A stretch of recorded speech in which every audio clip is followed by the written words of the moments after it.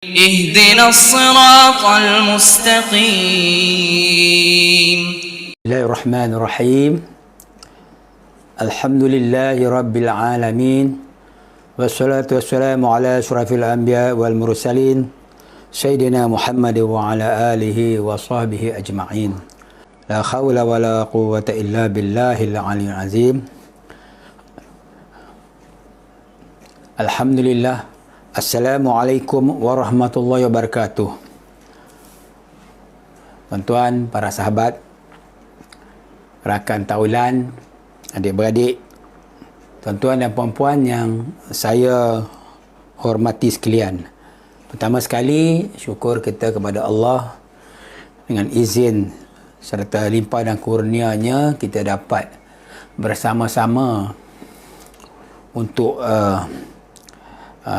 muzakarah tentang kuliah asas, kuliah tauhid asas siri 3 seperti mana yang saya jadualkan. Jadi tuan-tuan dan puan-puan, pertama sekali bagi yang berkesempatan, jadi bolehlah tuan-tuan ikuti kuliah ini. Bagi yang tak berkesempatan nanti boleh dengar kemudian melalui rakaman daripada Facebook.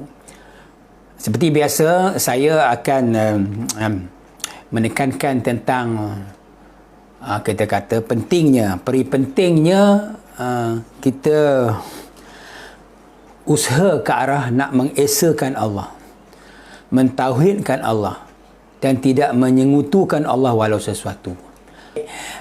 Pertama sekali kita nak ulang balik tentang asas-asas tauhid, iaitu kita nak mengesakan Allah, Tuan-tuan dan puan-puan yang saya hormati sekalian, akal fikiran yang Allah bagi pada manusia ni, kita punya alat utama, kita punya asas untuk tauhid kepada Allah menggunakan akal fikiran.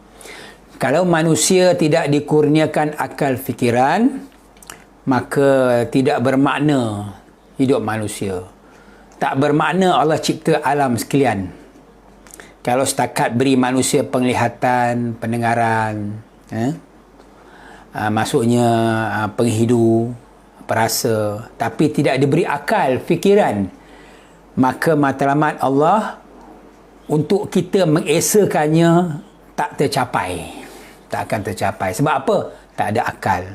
Buktinya macam haiwan lah, binatang-binatang di hutan, mereka ada macam kita, panca indera yang lengkap, panca indera yang ada pendengaran, penglihatan kan. Contoh macam orang nak pergi tangkap binatang, nak berburu, dia lari, dia ada deria lagi, tapi tak ada akal. Akal fikiran kita ni, kita kena gunakan dia sepenuhnya untuk mentauhidkan Allah, mengesakan Allah, membesar-besarkan Allah, mengagung-agungkan zat Allah. Akal fikiran. Dan Allah bagi kita ruang, tempoh dan masa. Maksudnya sejak lahir sampai akhir balik. Jadi sekarang kita tengok, kita guna akal fikiran ni setiap hari. Kita bangun pagi je kita dah mula fikir, apa kita nak buat hari ni? Apa kita nak usaha ini? Nak cari makan macam mana? Kita nak gerak macam mana? Kita berfikir. Kita merancang. Ada diary dia. Apa kita nak buat? Kita merancang menggunakan akal fikiran. Macam kita buat sekarang. Lepas ni nak pergi mana? Lepas ni nak pergi mana? Kita berfikir. Dalam masa yang sama, kita juga kena berfikir tentang kebesaran Allah. Adakah perkara itu dua yang berbeza?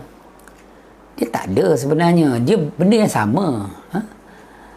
Kadang-kadang orang tak faham. Orang kata berfikir kejadian Allah ni. Allah kata berfikirlah tentang kejadian aku. Jangan berfikir tentang zat aku. Zat tolong jangan fikirlah. Diri aku jangan fikirlah. Kejadiannya. Kejadian Allah ni, kita buka mata sampai kita tidur malam, di depan kita semua kejadian Allah. Tak kita nak fikir kejadian Allah aja yang untuk urusan hidup, tak fikir. Sebenarnya dia dua dalam satu. Contoh, kita bagi contoh lah. Katakan saya nak pergi kerja, saya fikir, ni nak pukul apa dah ni? Katakan pukul 7, nak start enjin kereta. nak panaskan enjin. Saya pun ambil beg semua ni, dah siap masuk kereta, start enjin jalan. Start enjin hidup enjin. Itu maksudnya kenapa boleh jadi macam tu? Sebab saya berfikir kita kena hidupkan enjin dulu, nak panaskan enjin sebelum dia bergerak supaya enjin tak rosak. Bila kita buat kerja tu, kita start enjin hidup, di mana kata nak fikir kebesaran Allah? Bila dia satu hidup siapa yang bagi hidup? Allah bagi hidup. Asbab enjin tak rosak, bateri tak kong, itu asbab. Maka mulut kita kata apa? Alhamdulillah. Bila start enjin hidup,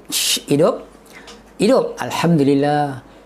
Itulah maksudnya berfikir tentang kebesaran Allah atas benda yang sama, bukan benda lain.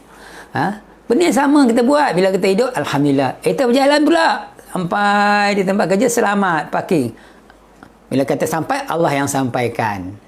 Asbab jalan raya tak sibuk, tak berlaku kemalangan, itu asbab saja. Allah mudahkan.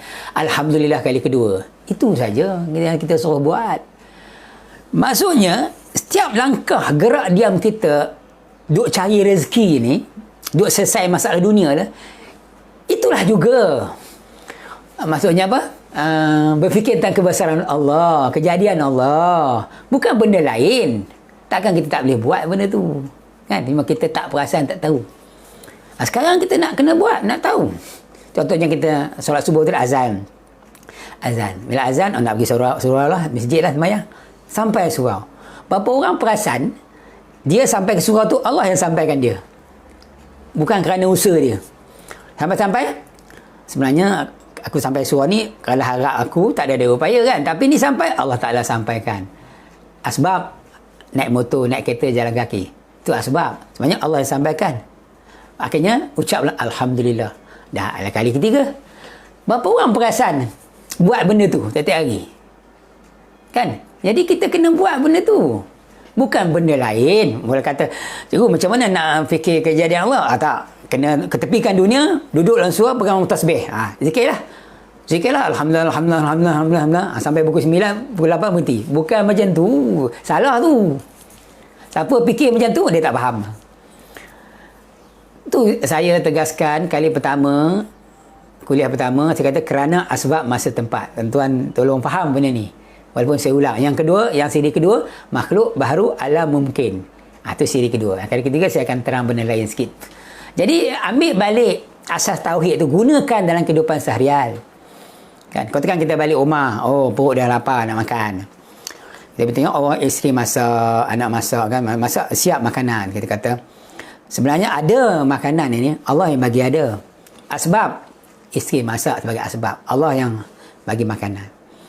Dia kata akhirnya Alhamdulillah. Ya, Alhamdulillah kali keempat dah.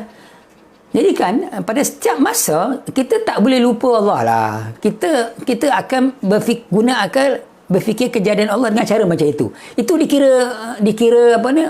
Kita berfikir tentang kejadian Allah. Bukan kita buat benda lain. Tak ada. Kadang-kadang orang silap faham. Dia kata berfikir kejadian Allah ni kena duduk satu tempat, khusus satu masa, berfikir. Bukan. Dia dalam hidup. Dia dua dalam satu.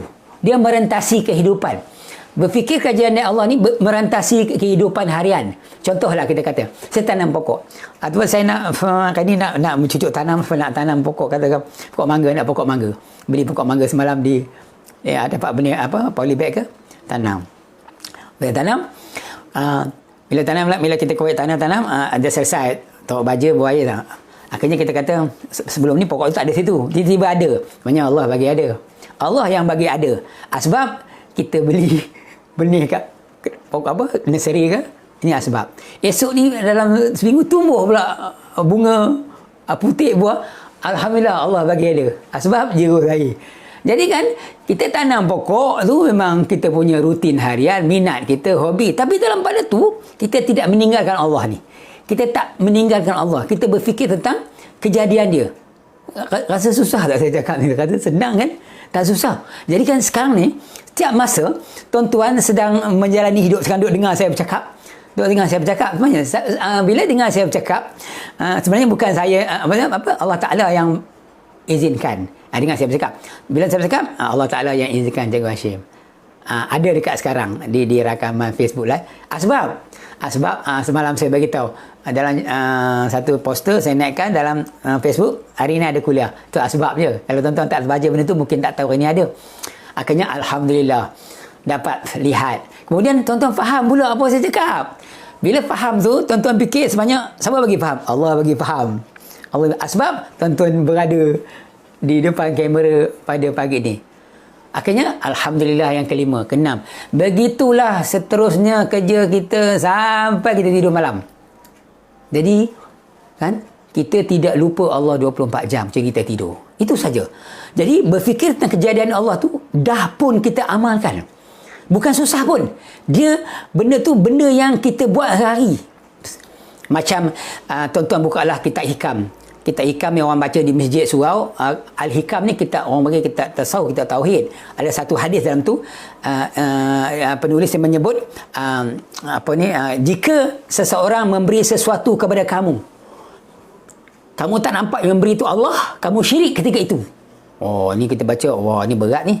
Katakan jiran sebelah rumah bagi saya sepinggan sebungkus buah-buahan, dia petik daripada pokok dia. Nah cikgu, buah. Saya tak nampak yang beri itu Allah, saya syirik ketika itu. Saya kata, yang hantar ni orang, anak dia. Bila dia nak jadi Allah? Bukan macam tu. Ya. Cara dia macam tadi. Bila orang tu bila bagi sebelum ni tak ada, sekarang ada. Bila ada, Allah yang beri. Allah yang beri. Kalau tak tempuh kuasa Allah, jangan harap nak datang buah tu pada kita. Takkan ada. Habis anak dia tu asbab. Kita kata alhamdulillah, syukur pada Allah dapat rezeki buah. Terima kasih anak ya. Kenapa pak cik cakap alhamdulillah dulu? Terima kasih saya dululah, saya yang bagi pak cik dulu. Tak. Kalau Allah tak takdirkan buah ni tak sampai ke saya, awak sebagai asbab. Saya tak nampak awak hantar, saya nampak Allah dulu. Ini dia tak syirik. Ini bukan cakap main-main. Ini ada dalil. Hadis Rasulullah SAW dalam kitab hikam tu, satu hadis, jika seseorang memberi satu pada kamu tak nampak yang memberi itu Allah, kamu syirik ketika itu juga.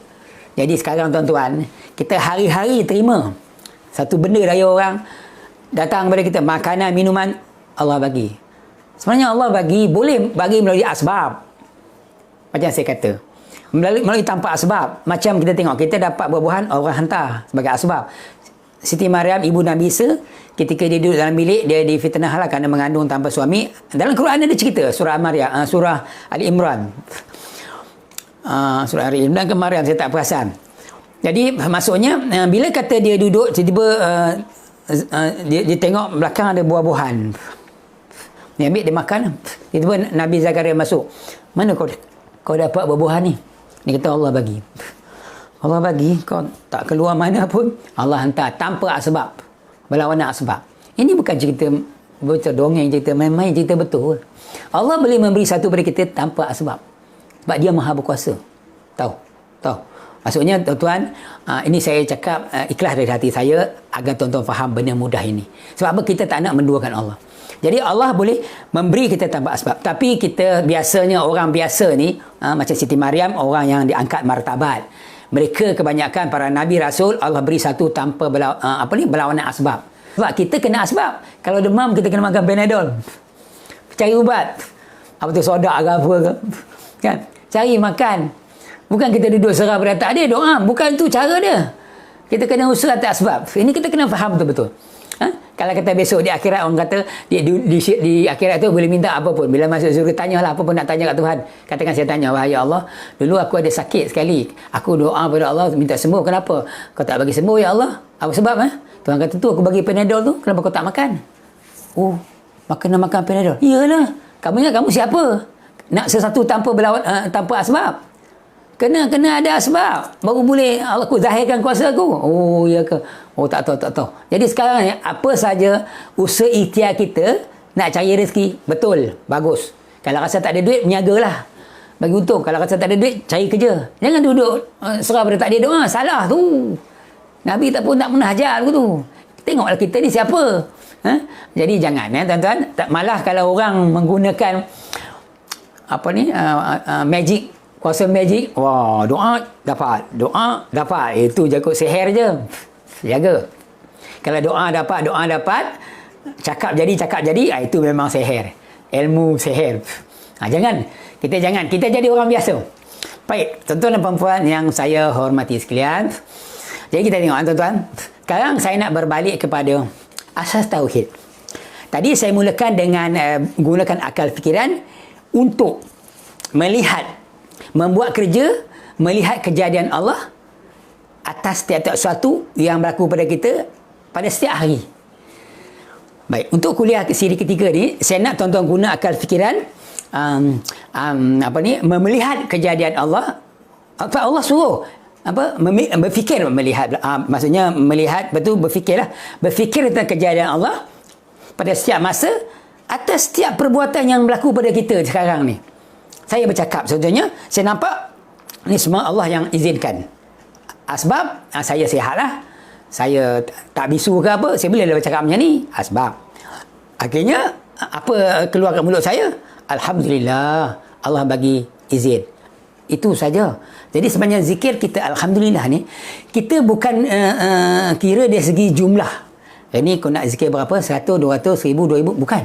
Kita sebenarnya zikir ini tanpa had, tanpa jumlah. Kita zikir lagi tak tidur malam. Setiap saat, setiap masa kita boleh zikir. Bila kita berfikir tentang kebesaran Allah, terus alhamdulillah, subhanallah, Allahu akbar. Contohnya, kita lihat satu kemalangan. Masya Allah, Allahu akbar, inna lillah. Kenapa keluar? Sebab satu berlaku satu kejadian yang malang lah, tak elok. Kita kata sebenarnya benda ni dah takdir, ketentuan Allah. Ini dah pasti. Tuhan kata tidak sekali-kali akan menimpa kamu melainkan apa yang telah ditetapkan oleh Allah bagi kamu. Tengok baru ni orang lalu naik motor, pokok boleh tumbang kat dia. Kat mana tu, kat negeri mana. Kita kata masa tu lah pokok nak tumbang, kena pula dia mati, tersepit. Kita kata tak ada masa lain ke pokok nak tumbang? Tak. Dia dah tulis di azali, dia ni akan mati di situ sebab pokok empap. Jadi berlaku tu, kata tidak sekali-kali akan menimpa kamu melainkan apa yang telah ditetapkan oleh Allah bagi kamu. Bila kita lihat jaya tu, inna lillah, masya Allah, macam tu, Allah boleh tunjuk kuasa dia. Kenapa dia mati? Kerana Allah ajar, kerana Allah Ta'ala dah tentukan. Sebab kena hampak pokok, tumbang pula masa tu. Masa bila semalam ke sosok khabar TV tunjuk tempat dekat mana. Itu saja. Kan kita balik pada diri kita. Tuan-tuan, lepas ni katakan lepas dengan kuliah ni, tuan-tuan akan nak buat apa? Tuan-tuan misalnya ada perancangan nak buat. Nak pergi pasar, nak pergi kebun, nak pergi, adalah kerja-kerja apa yang tuan-tuan rancang tu, yang tadi duk teringat semalam nak buat, kalau tuan-tuan pergilah. Bila sampai tempat tu, tuan-tuan buat satu jadi. Bila jadi, Allah Ta'ala yang jadi. Kerana Allah. Asbab tuan-tuan sihat tak sakit. Tuan-tuan ada cita-cita, minat, keinginan. Kalau orang tak minat, kalau suruh dia cucuk tanam, memang tak jadi. Kalau dia tak minat, kalau suruh dia buat sesuatu tu, memang dia tak mau. Sebab apa? Hati tak ada. Jadi semua benda tu, Allah Ta'ala izin asbab. Datang dari keinginan. Itu saja. Masa, bila, tempat. Jadi tuan-tuan dan perempuan, kerana asbab masa tempat ni, tuan-tuan kena serap dah dalam minda, kena amal dah sekarang. Jangan pandang benda ni mudah. Benda ni paling mudah. Jangan pandang benda ni enteng lah. Buat. Apa dengan zikir kita? Zikir pun buatlah macam biasa. Zikir subhanallah walhamdulillah wallahu akbar. 300 pagi, 300 petang. Subhanallah walhamdulillah wala ilaha illallah wallahu akbar. Wala haula wala quwwata illa billahil azim. Orang kata buat 300 pagi, 300 petang. Terlepas zuhur, selepas asar. Buat macam biasalah. Itu dapat pahala. Memang dapat pahala. Sebab tu zikir.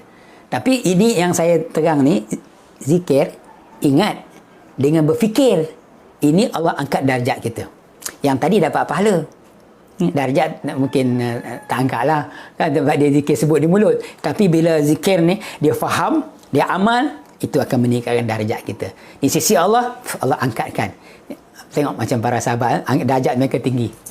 Dengan sebab solat je, boleh tak sakit, cabut anak panah. Dengan solat saja selesai masalah. Dengan solat 2 rakaat boleh hujan turun. Kita solat tengok hujan turun tak? Pakai tak turun lah. Ya Allah tolong. Doa turun hujan, doa tu tak turun. Kita kata, yalah, kita tak usah pandang lah. Tak usah tengok orang, tak usah tengok amal ibadat kita. Kita sebenarnya macam ni lah. Kita balik kepada, orang kata apa? Kerja kita yang utama. Kita nak mengesakan Allah, jangan menyekutukan dia. Baik. Bila kita sentiasa berfikir tentang kejadian Allah dengan cara yang saya sebut tadi, iaitu maksudnya berfikir kejadian Allah dalam masa kita hidup seharian. Perbuatan hidup seharian, gerak diam kita tu semua datang daripada Allah, asbab kita. Akhirnya keluar alhamdulillah, subhanallah, alhamdulillah, Allah akbar, dan macam-macam zikir, masya-Allah, innalillah, sebagainya. Jadi buat itu je. Tuan-tuan, kalau tuan-tuan buat benda ni, amalkan begini setiap hari, setiap masa. Orang kata apa? Tak boleh berhenti dah lah buat tu. Contohnya tadi lapar, makan kopi secawan dengan sekeping roti, kenyang. Lapar tadi Allah yang tak ada. Bila makan kenyang, dia tak lapar lagi, tak mau makan lagi dah. Siapa bagi kenyang? Allah juga bagi kenyang. Asbab minum kopi sekeping roti. Itu asbab. Akhirnya tuan-tuan cakap apa? Bila dia rasa tu, keluarlah kat mulut, alhamdulillah. Kalau Allah tak kerana rezeki Allah tak dapat ni. Itu saja. Tak susah pun. Kan? Cuma selama ni kita lalai. Lalai, benda tu berlalu begitu saja. Kita tak kait dengan Allah. Kita tak kait dengan Allah. Orang kata apa? Kita tak kata tu semua kurniaan Allah. Kat situ kita kalah. Kita lalai, kita lemah kat situ. Allah bagi lagi rezeki punya banyak, berlalu begitu saja.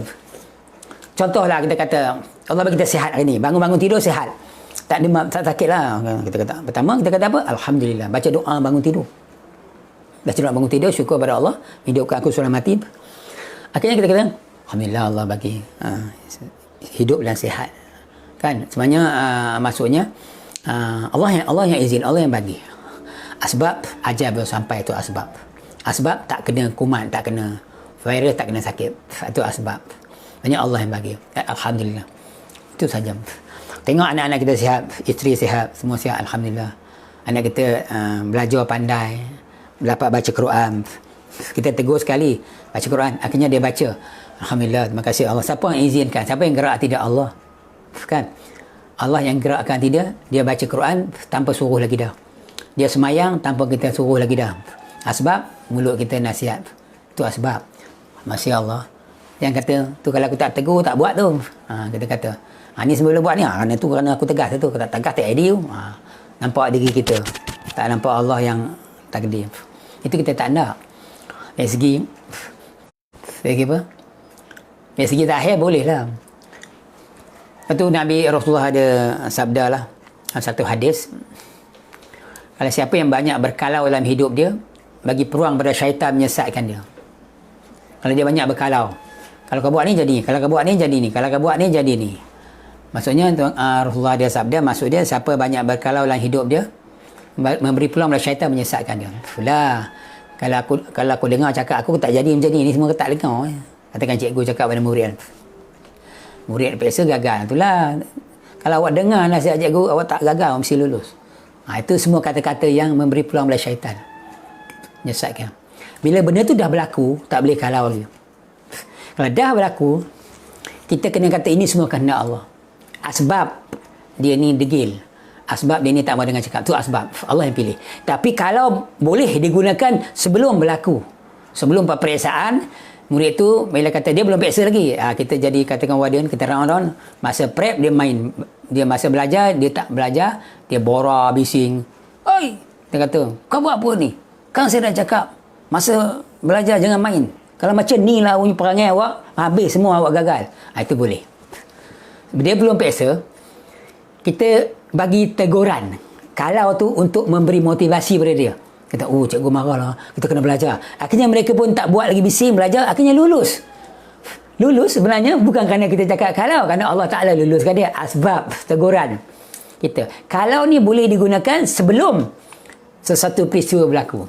Tapi kalau dah berlaku, jangan. Katakan dia naik merempit, main motor, kita kata, kau ni jangan merempit ni, bahaya. Kalau berlaku kemalangan, mati kata, kan? Dia pun tengah sedar, tak nak buat, akhirnya dia tak merempit, dia selamat. Itu boleh sebagai nak teguran.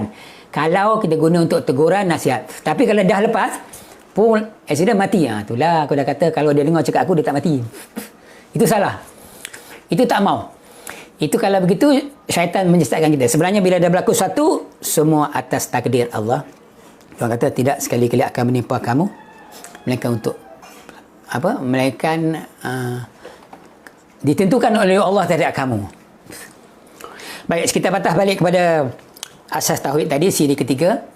Saya nak sentuh sikit tentang saya nak ulang balik minggu lepas saya kata makhluk baharu alam mungkin. Yang kerana asbab masa tempat tu saya harap tuan-tuan faham. Tapi sebelum ni tadi pagi mula-mula saya mulakan dengan berfikir tentang kejadian Allah. Saya dah terangkan cara macam mana nak buat. Tuan-tuan, mulai sekarang apa saja gerak diam tuan-tuan, ingat semua kerana Allah, kita sebagai asbab. Katakanlah benda tu untung buruk, kita tengok, kita jalan-jalan tengok orang tu isap rokok, budak tu isap rokok. Dia kata, ish, budak ni isap rokok. Kita nampak perbuatan itu untung buruk datang daripada Allah. Allah yang takdirkan. Kan? Takdirkan. Jadi dari segi syariat, kita ada syariat, iaitu diajar oleh Nabi. Bila lihat dari segi hakikat, memang dia buat satu kelakuan buruk. Dia buat isap rokok ke, maksiat ke. Kita kena, bila tengok dari segi mata kita nampak peranan kita, dari segi ikut sunnah Nabi, kita tegur dia. Tegur dengan kuasa. Kalau dia anak kita, kita kena marah, kena watan dia. Kalau dia bukan anak kita, anak orang, kita nasihat. Mula dengan kuasa, dengan mulut. Akhirnya kalau dia jenis melawan, kita tegur dia melawan kita, pakcik sibuk-sibuk kenapa, ikut suka saya lah. Saya, pakcik ni apa ni pandai-pandai tegur saya, kita benci dengan hati. Itu saja. Namun kita nak redha tak boleh. Tapi dari segi hakikat kita faham, itu semua datang daripada Allah nak uji kita. Ini dia. Sekarang ni kerja yang saya cadangkan tuan-tuan buat, bila melihat suatu baik atau buruk, ingat dia semua kerana Allah. Takdir, asbab makhluk. Allah bagi asbab yang baik untuk kita syukuri. Alhamdulillah, alhamdulillah. Syukur Allah bagi, Allah takdir. Tengok yang buruk, Masya Allah, Masya Allah, Masya Allah. Allah nak uji. Kita ikut apa yang Nabi buat. Kalau yang baik, Nabi sokong. Kalau buruk, Nabi halang. Nabi tak nak, Nabi benci, Nabi marah, Nabi tegur. Itu. Tapi kerja buat kita berfikir tentang kejadian Allah tidak boleh ditinggalkan. Tak boleh. Okey, minggu lepas saya kata ada satu perkara saya bagi formula, iaitu makhluk baharu alam mungkin. Pasal di penghujung kuliah saya terangkan. Saya nak ulang balik sikit dan saya nak masuk sikit yang baru. Pertama sekali, setiap yang kita pandang di mata, ini juga berkaitan dengan yang abang berfikir kejadian Allah tadi. Saya tak lari bila berfikir kejadian Allah. Apa yang saya bercakap ni untuk tuan-tuan gunakan untuk berfikir tentang kejadian Allah. Cuma jangan fikir tentang zat dia lah. Okey, setiap yang terpandang di mata, terdengar di telinga, terbau di hidung, terasa di tekak, apalah lalu terlintas di fikiran, nama dia makhluk, dia kena jadi. Tidak ada satu yang jadi sendiri, tidak ada. Semua kena jadi. Cara mana Allah buat? Wallahu alam. Kita sebenarnya kan, kita kena tengok Al-Quran. Bila Allah dah kena jadi, semua yang di depan kita Allah buat kena jadi. Kita bila kita baca Al-Quran, kita tak ada makna. Kita tak tahu nak cakap macam mana. Tuhan kata dalam surah Ar-Rahman, fabi ai ala'i rabbikuma tukaziban. Nikmat aku yang mana kamu nak dustakan? Kamu cakaplah. Tak ada. Semua nikmat dia tak boleh kita nak nafikan lagi. Jadi semua Allah buat. Jadi bila kata semua Allah buat, maksud dia kena jadi. Yang kedua, dia berubah-ubah. Dia tak kekal. Bila setiap kena jadi, dia tak kekal. Dia akan ada tarikh tamat tempoh dia. Macam kita lah. Sekarang kita hidup, bila mati tamat tempoh. Makanan. Kalau kata dia kena jadi, apa ni Allah Ta'ala buat, makanan tu elok baru masak. Kena sampai petang dah basi. Berubah pada basi. Duit kita dapat gaji. Kena belanja kedua ni seminggu 2 minggu, dah tinggal sikit. Dia berubah daripada banyak pada sikit, berubah pada elok pada basi, berubah daripada mula tak pandai. Anak kita tak pandai baca Quran, kita ajar, hantar untuk guru, pandai. Berubah daripada tak pandai pada pandai, Allah bagi, kena jadi. Jadi kan setiap yang kena jadi dia berubah. Ataupun tuan-tuan nak tengok bawah yang nombor 2 dulu. Tengok yang berubah dulu. Apa sahaja jadi macam ni lain dulu macam lain. Dia berubah kan? Tanda dia tu kena jadi. Dulu pun Allah buat dia begitu, sekarang Allah buat dia macam lain. Usaha ikhtiar tu asbab. Tu lagi senang. Saya kata makhluk baru ni maksudnya berubah-ubah. Benda baru, benda yang berubah-ubah, nama dia berubah. Bukan baru macam pakai baju baru. Istilah tauhid dia berubah-ubah. Macam kita lah, katakan kita kita ingat maklumat sikit. Bila kita rajin menelaah buku, baca Quran, menelaah kitab, kita dapat bertambah pengetahuan. Dulu kita jahil, sekarang kita dah tak jahil. Berubah pada daripada jahil pada celik. Berubah. Bila berubah tu, siapa bagi? Allah bagi. Sebab belajar. Jadi alhamdulillah. Jadi sebenarnya sama ada makhluk baru alam mungkin, sama ada kerana asbab masa tempat, itu pun boleh, atau makhluk baru pun boleh. Kita nak ingat Allah ni. Yang kita tengok benda berubah, maksudnya begitu. Tadi kita lapar, makan kenyang, berubah, lapar kenyang. Pertama, siapa bagi kenyang? Yang pertama Allah bagi kenyang. Akhirnya asbab, kena asbab. Itu juga kita sakit. Maksudnya sakit, mula kita sakit, akhirnya kita cari ubat, makan ubat, sembuh. Berubah daripada sakit pada sembuh, Allah bagi sembuh sebab ubat. Kita tengok dalam satu hadis sahih, Rasulullah dah bersabda, tetaplah dengan maksudlah, tak kamu habatus sauda, ia penawar bagi segala penyakit kecuali mati. Kita kena faham benda ni tau. Maksudnya apa? Itu kata-kata Nabi 100% hadis sahih Bukhari Muslim. Ini bukan main-main. Kita pun yakin dan betul sorak. Kat situ salah. Kita kena tak betul sorak sebagai asbab. Dia datang dari siapa ke? Daripada Allah sendiri ke? Dia tetap asbab. Allah bagi Panadol, asbab. Allah kata, tu aku bagi Panadol kan tak makan. Panadol menyembuhkan. Bukanlah. Menyembuhkan aku. Jangan kata, itu asbab. Macam betul sorak. Sebenarnya yang menyembuh Allah asbab betul sorak. Tapi kita tak. Kadang-kadang benda tu bila kena kita tak berfikir tentang kejadian Allah. Kan dalam hidup kita tak ada benda ni yang saya cakap dari mula-mula tadi, kita tak serapkan pemikiran kerana Allah sebab makhluk ni, akhirnya makhluk dia menang, makhluk dia tonjol, dia kata betul sodak ni bagus ni, dia kebetulan dia jadi dealer vitamin kulit ke apa ke, dia makan kan, akhirnya tengok kulit aku cantik ni, makan ni, bagus ubat ni, berapa harga? Katakanlah 100. Memang berkesan, lepas tu dia mahal. Dia yakin dekat benda tu, kat situ boleh syirik khafi. Bukan syirik, tak tahulah syirik apa, syirik tak syirik lah. Itu tak nak. Kita sebenarnya dalam hidup kita ni, kita akan jalani benda ni. Tolonglah, jangan kita mensyirikkan Allah dalam setiap gerak diam kita. Apa berlaku pada kita? Pertama sekali, kerana Allah asbab makhluk. Aku sembuh ni kerana Allah sembuhkan asbab betul sodak. Itu saja kita nak. Kan, contohnya sampai Nabi kita, tetaplah kamu dengan betul sodak, kerana ia penawar bagi segala penyakit kecuali mati.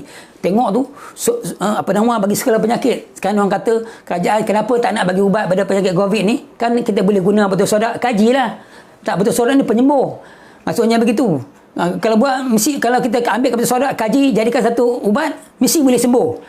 Kita cakapnya tu jaga. Adakah kita bergantung pada betul sodak untuk menyembuhkan? Sementara Abang kata apa? Mentang-mentang Nabi kata bersodak ni, kita pun mesti bersodak. Mesti bersodak. Tak, dia asbab. Kalau kata pihak berkuasa, pihak kerajaan tak buat benda tu, kita kata harus. Belum sampai masa. Tapi jangan kita taksub dengan benda tu, mesti ubat tu. Tak boleh. Macam boleh rosak akidah kita. Jangan ini jadi isu yang terbaru kan. Ada orang-orang yang pendapat mengatakan, kenapa orang tak bagi ubat pada penyakit COVID, bagi vaksin pula. Cuba kita kaji. Yelah, baguslah tu cadangan tu. Tapi jangan kita bergantung pada benda, makhluk. Kita sebenarnya, kita kena, orang kata apa, faham asas tauhid tadi yang dikatakan, kerana Allah asbab makhluk. Faham baik-baik? Okey, saya balik tadi. Yang formula kedua, makhluk kena jadi, yang kedua baru berubah-ubah. Akhirnya yang ketiga, nama dia alam. Makhluk baru alam, berubah-ubah saja. Kenapa dia berubah? Sebab dia kena jadi. Inilah alam. Alam bukan zat Allah. Bukan zat Allah. Zat Allah tidak berubah. Masya Allah, bukan zat Allah. Kita tak boleh fikir zat Allah. Kita dilarang. Tapi kita tahu jenis berubah-ubah ni kerana jadi, dia bukan zat Allah. Siapa ambil makhluk jadi sembahan, syirik. Sebab tu ambil tongkoi, batu, kayu, jadikan sembahan, jadikan Tuhan, awal-awal dah syirik dah. Sebab apa? Dia lari daripada asas tauhid. kita dah cakap benda berubah-ubah. Kita tengok lah macam orang buat satu persembahan kan, dia cat, dia spray, dia buat mata berlian, buat benda emas, dia sembah. Apa? Itu tak tahulah dia orang punya. Tapi ya, kita pun tak boleh masuk campur. Sebenarnya benda tu dia berubah begitu, dia kena jadi manusia buat tu, dia bukan zat Allah. Kita senang. Baik kita berubah. Balik kita berubah tadi, tuan-tuan tolong pegang pada ni makhluk baharu alam. Saya nak cerita dekat alam. Okey, makhluk alam bukan zat Allah. Apakah perubahan pada kita? Hidup berubah pada mati. Kan? Kita hidup sekarang, mati bila-bila masa kita tak tahu. Tapi bila mati kita tak dikatakan hidup. Macam tu. Jadi berubah. Sihat pada sakit. Ingat kepada lupa. Dia berubah. Kita makhluk ni, kita ingat masa ni, lepas tu kita sampai time lupalah. Lepas tu kita ingat balik. Orang ingatkan kita. Sihat, sakit, kena penyakit, sakit, makan ubat, sihat balik. Lepas tu bila kena hujan, sakit balik. Berubah. Hidup, mati. Allah Ta'ala hidup, dia tak mati-mati. Kenapa Sebab dia bukan kena jadi. Dia Allah Ta'ala hidup tak berubah pada mati. Sebab dia bukan berubah tadi. Kerana dia bukan kena jadi. Dia esa. Tuan-tuan tengok balik dengar. Pertama, makhluk dia kena jadi. Siapa jadi? Allah lah bagi jadi. Kan? Makhluk semua Allah buat. Kan? Buatlah keadaan berubah-ubah. Akhirnya, bila berubah-ubah, dia bukan Allah. Bukan zat Allah. Bukan Tuhan lah. Allah Ta'ala, dia hidup. Dia tak berubah pada mati. Kenapa? Dalam Quran tak pernah cakap Allah mati. Tak akan ada ayat Quran kata Allah pun juga akan mati bila Israfil malaikat Israfil tengok sangkakala dengan Allah mati. Tak ada. Yang mati makhluk, malaikat ni mati. Yang tukang tiup pun mati. Allah tak. Kenapa? Sebab Allah Ta'ala hidup tak berubah pada mati. Sebab dia bukan kena jadi. Zat Allah ni esa. Wallahu a'lam esa macam mana nanti kita bincang. Sebab tu kita tengok tuan-tuan, asas tauhid ni tuan-tuan kena faham baik. Dia bukan susah pun. Makhluk baru alam, mungkin makhluk kerana asbab masa tempat, makhluk baru alam. Baik. Sekarang kita pergi yang ketiga, dia bukan zat Allah, dia adalah makhluk. Yang keempat, mungkin. Mim kaf nun ni, ni saya nak ulang yang kuliah kedua punya. Mim kaf nun ni maksudnya mungkin, dia tak jadi dengan sendiri. Dia nak jadi mesti dengan izin Allah. Makhluk dia dengan izin Allah dia jadi. Maksudnya dia tak boleh jadi dengan sendiri. Contohnya hidup. Saya hidup, lawan hidup mati. Hidup saya bukan jadi dengan sendiri. Semua dengan izin Allah, dengan takdir Allah, dengan kehendak Allah. Sebab Allah Ta'ala buat saya hidup sekarang ni, lepas ni Allah buat mati. Kalau kata hidup ni jadi sendiri, bukan Allah buat, tuan-tuan boleh bayangkanlah. Mati juga jadi dengan sendiri. Kalau hidup boleh jadi dengan sendiri, logik dia, hidup lawan mati. Kan? Kita sekarang ni, makhluk, manusia menerima hidup dan mati. Ada orang hidup, ada orang mati. Kalau hidup tu jadi sendiri, bukan Allah buat, ni satu andaian, mati pun jadi dengan sendiri. Bila dua-dua jadi sendiri, apa berlaku? Dia berebut. Dia bergaduh antara hidup mati. Aku nak hidup, aku nak mati. Tapi, kau keluar. Katakan hidup, datang mati saya, kata, tapi aku nak hidup, aku nak mati. Juga Hashim mesti mati. Juga Hashim mesti hidup. Juga Hashim mesti mati. Dia berebut atas satu tubuh saya. Tuan-tuan pernah tengok? Hidup mati berebut pada orang.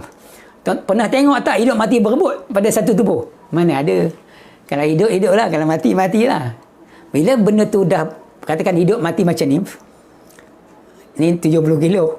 Ni 70 kilo. Sama berat. Ini andaian jadi sendirilah. Hidup mati jadi sendiri. Kalau kata hidup dia 70 kilo. Jadi dia sama berat. Dia akan sama-sama lawan. Tapi sekarang kita tengok. Saya berat ke hidup. Mati saya tak ada. Saya berat ke hidup. Bila berat sebelah, benda sama berat, dia mustahil bila berat sebelah dengan sendiri. Dia mesti ada kuasa yang memberatkan. Itulah dia kuasa Allah yang memberatkan saya hidup. Ini kena faham. Bila kita sedang menerima sesuatu hidup, kita jangan lupa Allah. Bangun tidur, alhamdulillah ya Allah, syukur bagi aku hidup ya Allah, dengan izin kudrat iradatmu aku hidup ya Allah. Bila sampai masa dengar ni, ada berita kawan kita meninggal, inna lillahi wa inna ilaihi raji'un. Sakit apa? Dia ada sakit demam malam tu tapi sampai masa kawan kita mati. Dia berat ke mati. Saya berat ke hidup tadi kan. Bila berat ke mati, kuasa siapa? Kuasa Allah yang takdir. Tidak sekali akan menimpa kamu mereka apa yang telah Allah tetapkan. Allah mati. Nampak tak? tuan-tuan, sekarang bila tuan-tuan ada di depan kamera, ada lawan dia apa? Tiada. Bila tuan-tuan ada, duk dengar saya bercakap, dengar lawan dia pekak, dengar lawan dia tuli. Ada. Perasan tak tuan-tuan? Siapa yang duk adakan tuan-tuan duk dengar ni? Allah duk berat ke ada? Orang yang tak dengar, Allah berat ke tak ada? Jadi bila kita sedang menerima salah satu keadaan, hidup, tadi contoh hidup mati ni ada tak ada? Duk ada depan ni.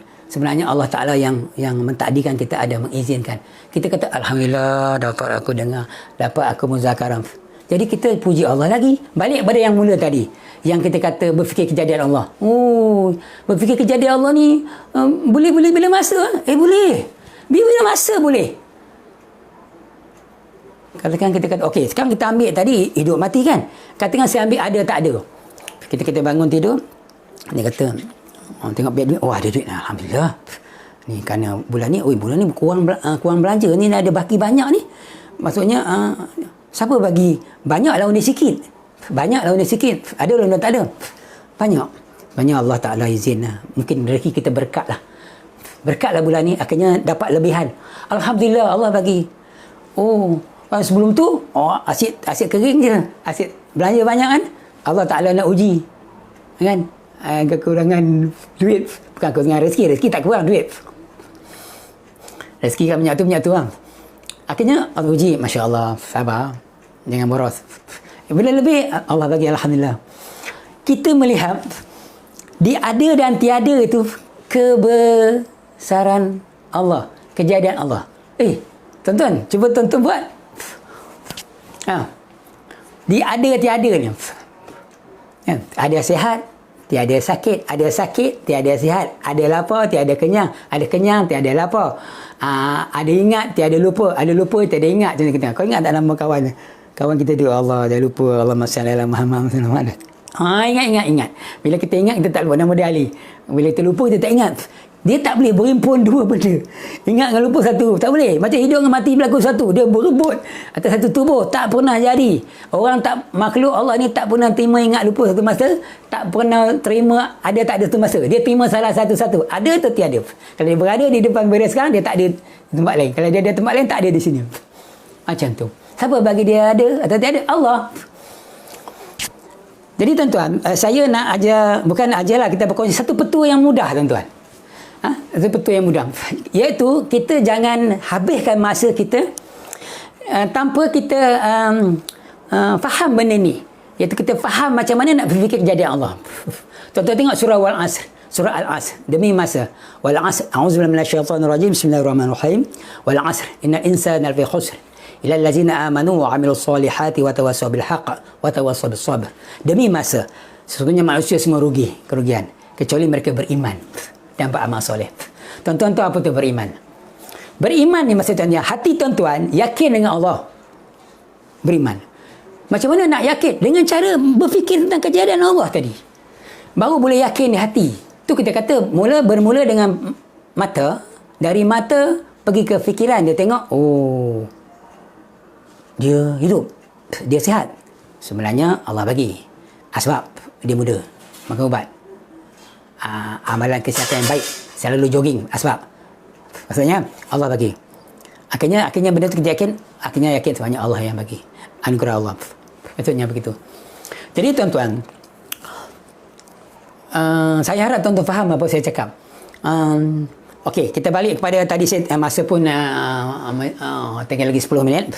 Saya terpaksa, bukan saya nak cakap berebut-rebut, tapi saya nak cakap benda penting. Macam ni tuan-tuan tengok tadi, mula-mula saya tegaskan, kita berfikir tentang kejadian Allah ni serentak dengan kita berfikir untuk dunia. Cari makan, bekerja, ibadat, semayang, apa lagi untuk bertanggungjawab sebagai suami, sebagai isteri. Apa lagi di tempat kerja. Semua berjalan serentak dengan berfikir kejadian Allah. Cuma di setiap perlakuan ada tak ada tadi.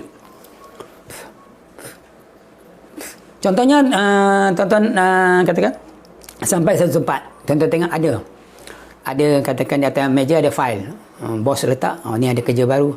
Ada. Bila ada, semalam tak ada pula file tu, ni ada. Sebenarnya bila ada, bila berat sebelah, Allah Ta'ala takdirkan ada. Ini semua Allah takdirkan. Aku cubalah buat. Maksudnya insyaAllah, harap-harap Allah Ta'ala bantu. Allah Ta'ala bagi kemudahan buat selesai. Dah selesai, baru tadi siap tuan. Boleh siap cepat bagus. Allah izinkan. Saya cubalah kan. Cuba kata tak ada iman, tak yakin dengan Allah cara macam ni. Yang kata yakin dan beramal soleh tu tak ada yakin tu. Dia kata ni siapa punya kerja ni, bagi aku buat ni, aku hempuk sekali lagi. Bos ni pun satu. Orang tak boleh buat, dia bagi kat aku semua. Jadi kan sekali lagi aku lempar barang. Tu yang jadi bermula krisis dengan majikan. Mulalah tak puas hati. Ini punca dia. Isteri, suami balik rumah, marah isteri, pukul isteri. Bukan atas sebab yang perlu. Kadang-kadang dia tak ada ilmu. Tak ada ilmu tauhid, asal tak ada. Dia tengok tu dengan nafsu dia. Asyik nak marah kerja je. Pada baran, dia tak tahu. Macam nak menilai. Bila balik rumah tengok isteri dah lah. Anak dia dah lah 6 orang berderet-deret. 2 tahun sekali, 2 tahun seorang, 2 tahun seorang. Bila balik dia nak makan. Isteri tak boleh nak masak. Anak tu nangis-nangis. Kan sebab masak nasi. Dia pun nak menyinga lah. Aku balik ni lapar, kau buat apa? Ini anak menangis. Itu hal kau punya pasal. Yang penting aku nak makan. Itulah dia. Bila tak faham, tak pandai, maksudnya tak berfikir kejadian Allah dalam amalan seharian, dia jadi macam tu. Dia nampak apa yang ada di depan dia tu makhluk. Sebenarnya yang ada tu Allah Ta'ala yang beratkan. Tempur kuasa Allah ada. Bila ada, kenapa Allah nak uji kita? Tak sebab masalah, tak apalah.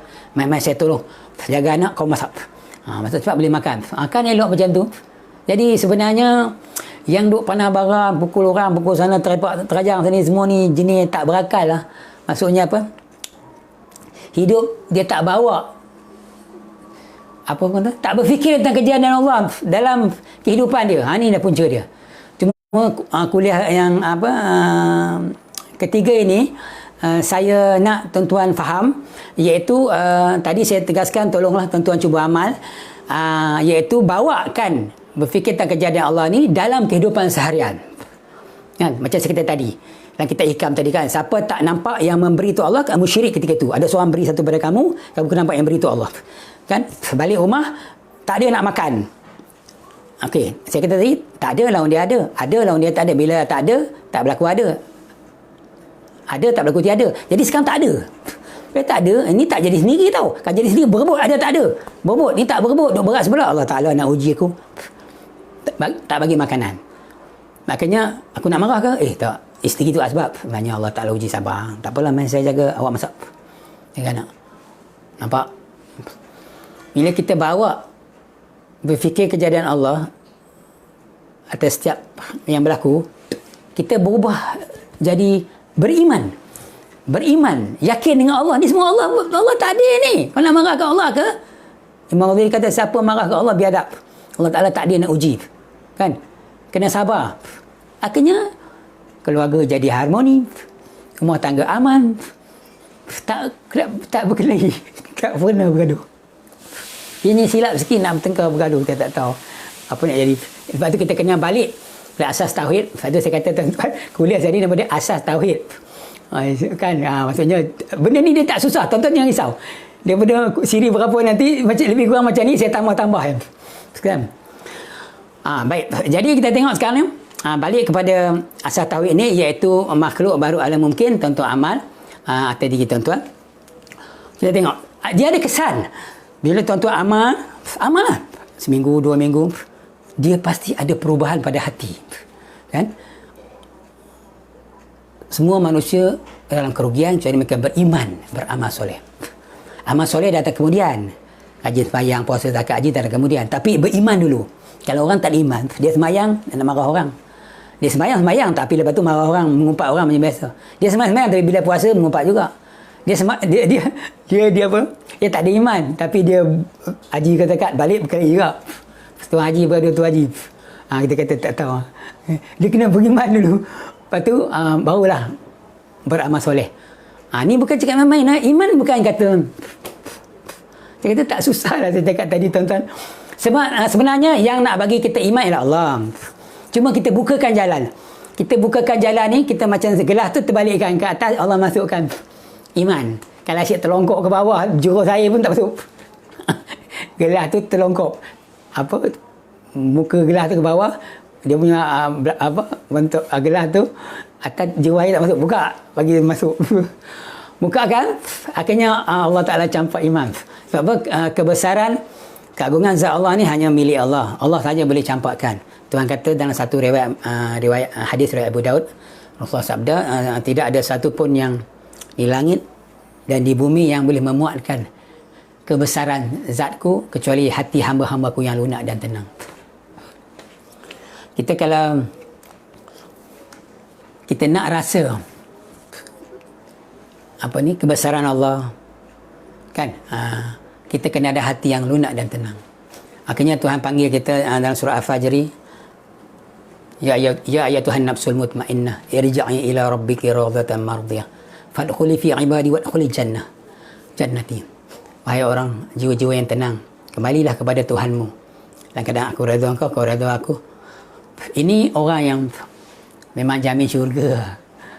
Kalau masuk, Allah panggil macam tu, wahai jiwa yang tenang, kembalilah kepada Tuhanmu. Dalam keadaan aku redha kau redha aku, memang syurga. Masuklah syurga aku, jannah. Bermula daripada hati yang mesti tenang, lunak dan tenang. Hati dia tak akan jadi lunak tenang kecuali akal fikiran berfikir tentang kejadian Allah. Ingat hadis ataupun ungkapan mengatakan berfikir kejadian aku dan jangan berfikir zatku. Ini bukan ungkapan biasa.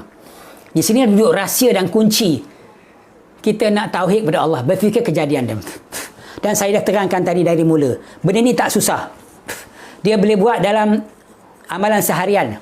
Selagi kita hidup, nyawa di kandung badan, dia jalan serentak dengan berfikir tentang hidup dunia.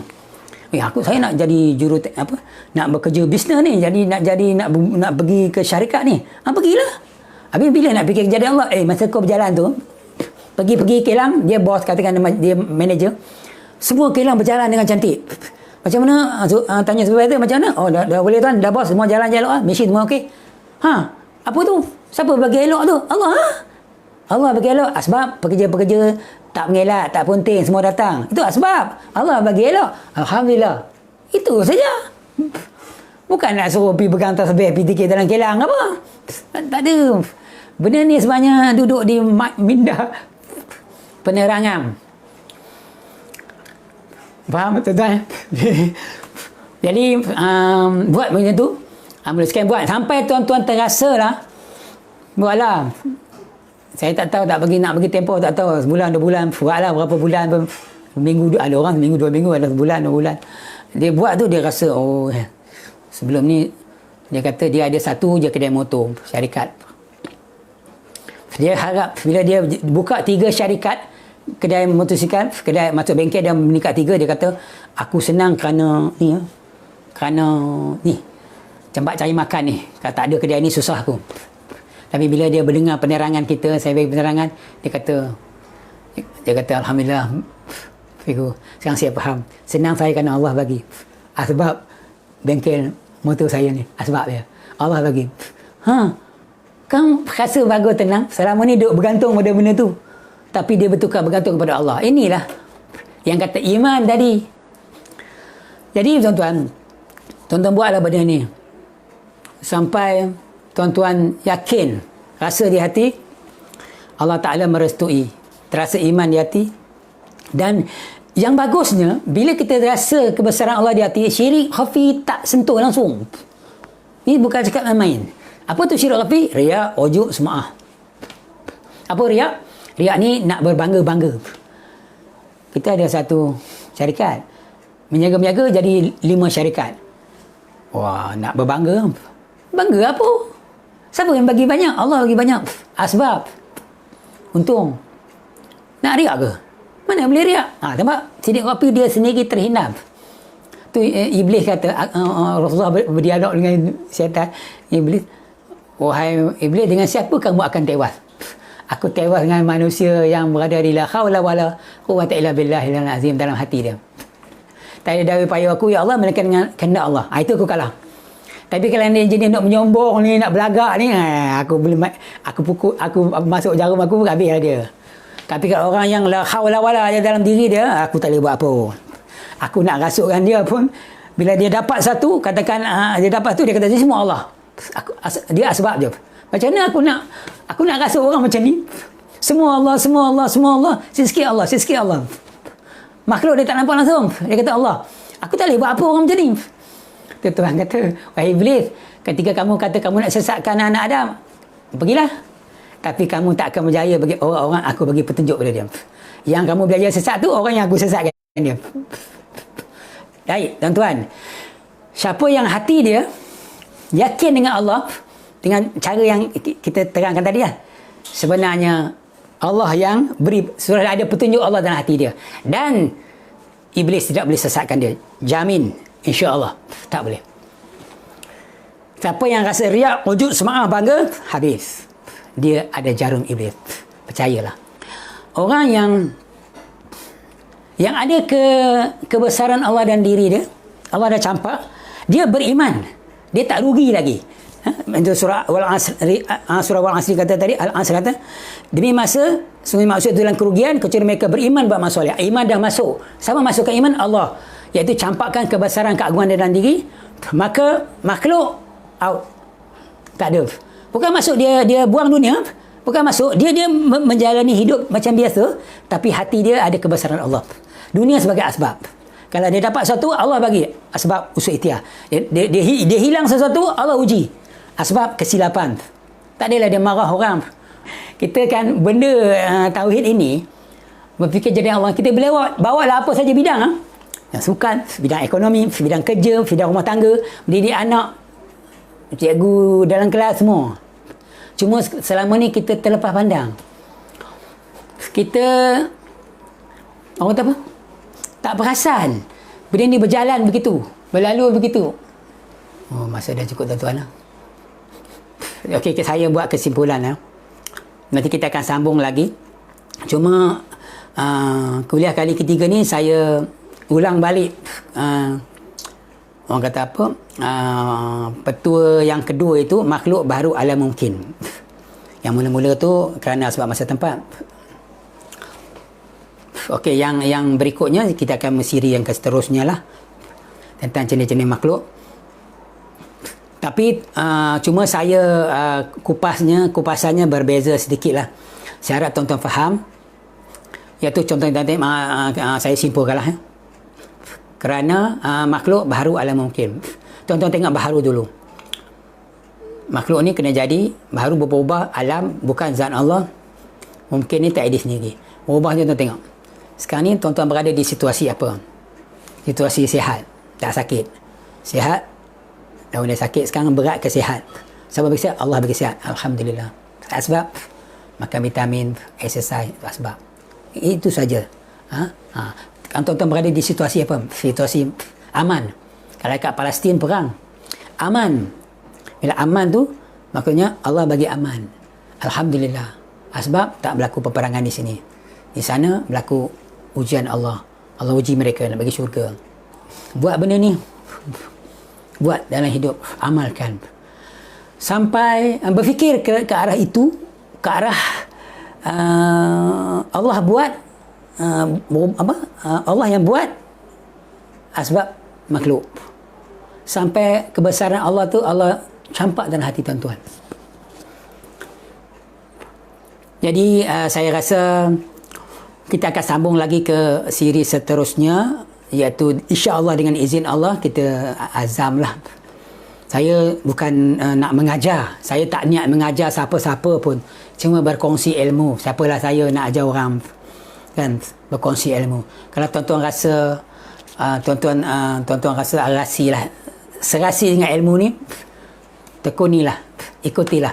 Kalau tuan-tuan rasa tak rasi, mungkin tak faham, tak apa. Mungkin kita doakan Allah bagi kemudahan tuan-tuan. Tapi percayalah, ilmu asas tauhid ni dia sebenarnya nyawa kepada ilmu. Ibarat sebutir mutiara di atas timbunan kaca. orang kalau tak faham ilmu ni, dia kata apa ni cakap kitab pun tak ada. Cakap apa-apa. Orang pun jumpa kitab. Sebenarnya tapi bila orang dah mula faham, dia rasa sebenarnya ada mutiara di dalam ilmu ni. Mutiara dalam ilmu muzakarah ini, ibarat mutiara tu di atas longgokkan kaca, dia di atas bersinar tu lain. Kaca bersinar lain tapi mutiara di sinar lain. Baru terasa kalau tak ada ilmu ni susah juga. Syirik susah nak tolak. Tapi dengan belajar ilmu tauhid asas, kita tak kena syirik khafi dah. Dia tak boleh kena. Nak kena tak tahu macam mana. Tu riak. Saya rasa saya cakap tuan-tuan ni, tuan-tuan dengar saya bercakap. Saya rasa saya ada riak cakap tuan-tuan. Saya pandai tak? Sebab apa saya nampak benda ni bila kata saya tahu lawan dia jahil. Saya tahu kan, tuan-tuan belum tahu, bukan jahil, tuan-tuan belum tahu je. Saya tahu, bila tahu berat ke tahu? Tak berat ke jahil? Siapa berat ke Allah? Bila Allah beratkan, saya kata ni semua Allah punya. Sebab mulut saya. Macam mana saya nak riak? Cuba tuan-tuan cakap. Dia tak boleh. Dia akan jadi dia. Okeylah, kita ada kepandaian lah. Kepandaian. Datang kita ke satu tempat, settle masalah orang. Selesai masalah orang. Bagi idea je, orang amal semua settle. Orang kata, wah, baguslah cik. Cik datang, idea cik berenang lah. Jadi bos ni bagus ni. Boleh selesai masalah orang. Kita pun rasa bangga. Tu riak. Tapi bila kita datang, kita bagi idea, selesai masalah orang. Kan? Orang kata kita bijak lah. Bijak lah dia apa? Tak bijak lah. Tak pandai lah. Bila bijak, siapa bagi bijak?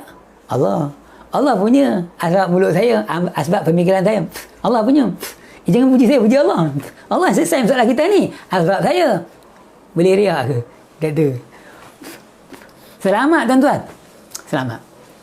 Percayalah. Saya harap tuan-tuan buat benda ni selama sebulan, 2 bulan. Tuan-tuan tengok diri tuan-tuan. Tengok. Ada kawan-kawan yang dah belajar ilmu ni.